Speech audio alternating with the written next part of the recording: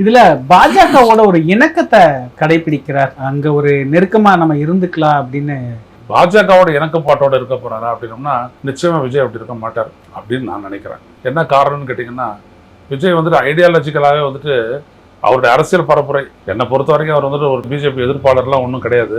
அதனால அவர் சொல்லக்கூடிய அந்த பிஜேபி எதிர்ப்பு அப்படின்றதெல்லாம் முக்கியத்துவம் கிடையாது. ஆனால் இணக்கப்பாடுன்றது எந்த இடத்துல வரும்னா, ஒரு மாநில அரசு ஒரு ஒன்றிய அரசு அப்படின்ற அடிப்படையில் அவர் பார்ப்பார். இப்போ சீஃப் பிரைம் மினிஸ்டர் போய் பார்த்தாரு, நிர்மலா சீதாராமன் அவர்களை போய் பார்த்தாரு, இவரை பார்க்க போனார், ஆனால் அங்கே சந்திக்க முடியல. அதனால் அப்படியாப்பட்ட ஒரு விஷயம்லாம் வந்துட்டு இருக்குது.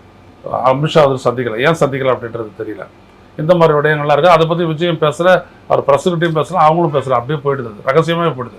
அதையெல்லாம் விட விஜய் வந்துட்டு போன டெல்லி பயணத்தின் போது மோடி அரசனுடைய கேபினட் செயலர் வந்துட்டு இவரை வந்துட்டு பார்த்துருக்காரு, சோமநாதன் அப்படின்ட்டு.